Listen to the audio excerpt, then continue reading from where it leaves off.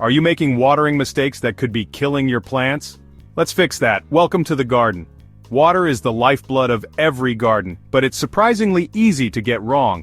Overwatering and underwatering are both common pitfalls, each with serious consequences. Today, we'll break down the essential techniques to water with confidence and precision. You'll learn to read your plant signals and give them exactly what they need to thrive. Grab your watering can. Let's master the art of watering together. When it comes to nurturing a thriving garden, timing is everything. The best time to water your garden? Without a doubt, it's early morning, just as the sun begins to rise and the world is waking up. This is when your plants are most receptive to a refreshing drink, and when you can set the tone for a healthy, vibrant day ahead. Watering in the morning allows moisture to soak deep into the soil, reaching the roots where it's needed most. As the sun climbs higher, it gently dries the surface, but the roots remain hydrated. This deep watering gives your plants a strong start, helping them withstand the heat and stress of the day. It's like giving them a head start in a daily race for growth and resilience. Another key benefit of morning watering is disease prevention. When you water early, leaves have plenty of time to dry out as the day warms up. This reduces the risk of fungal diseases, like powdery mildew and blight, which thrive in damp, cool conditions. Dry leaves mean healthier plants, and less time spent battling garden problems. If you wait until midday or afternoon, the hot sun can quickly evaporate water before it reaches the roots.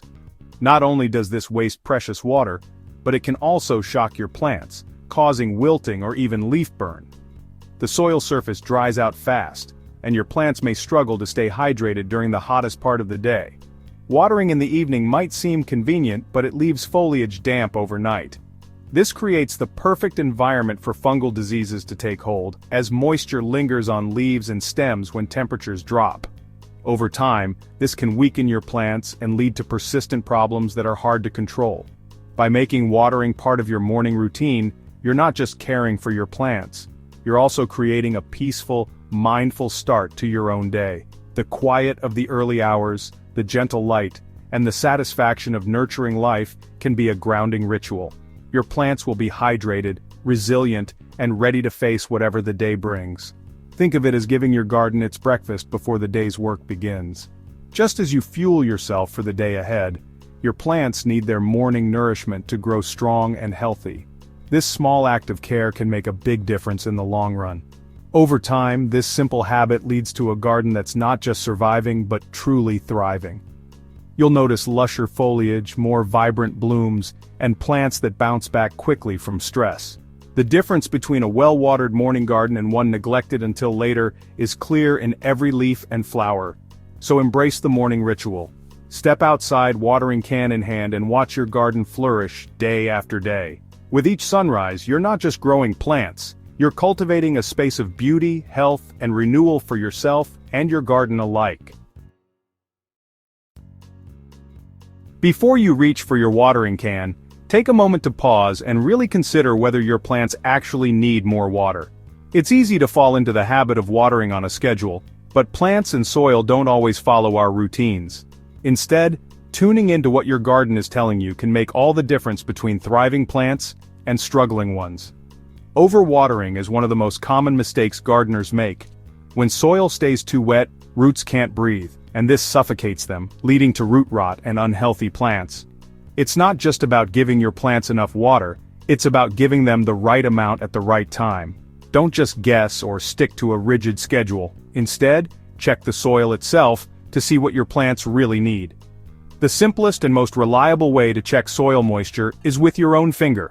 Push your finger into the soil, right up to your second knuckle. This lets you feel what's happening below the surface where the roots are actually growing. If you're gardening with kids, this is a great way to get them involved and teach them about plant care too. If the soil feels cool and damp to the touch, your plants are probably just fine and don't need more water right now. On the other hand, if the soil feels dry, crumbly, or warm, it's a sign that your plants are ready for a drink. This simple check can help you avoid both underwatering and overwatering, keeping your plants healthier in the long run. For potted plants, there's another easy trick: just lift the pot. A pot that feels heavy usually means the soil inside is still moist, while a pot that feels light is likely dry and in need of water.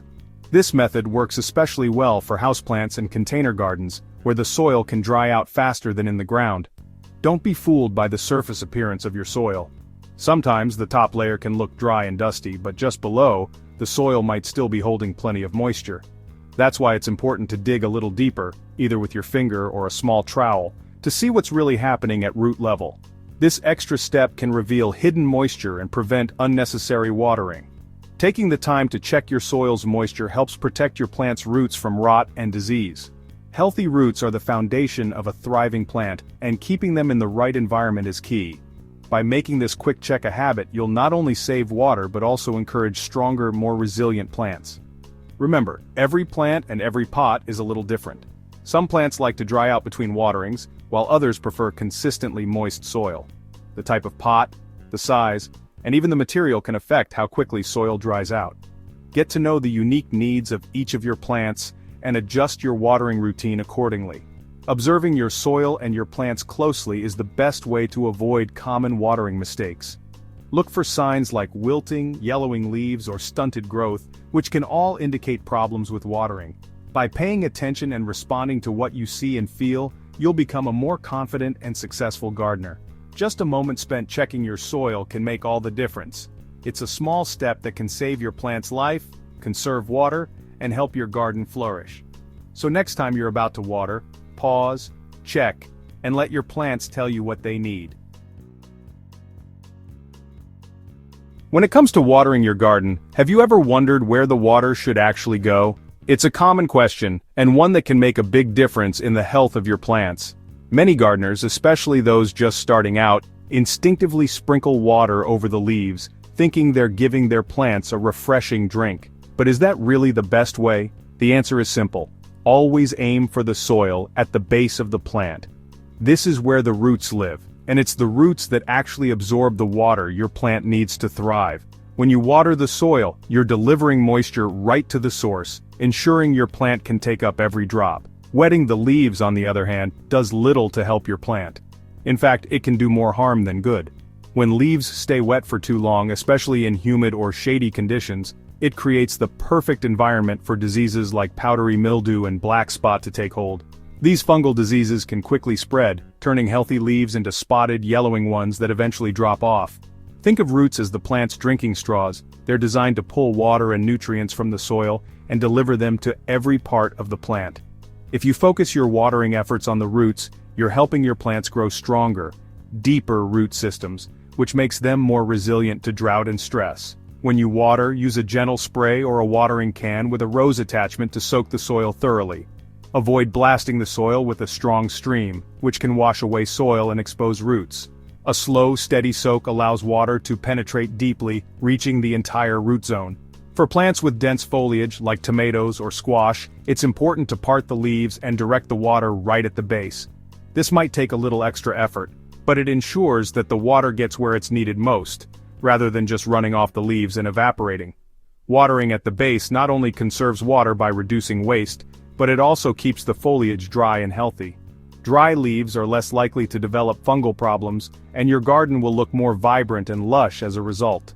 This method is especially important for plants that are prone to disease, such as roses, cucumbers, and squash.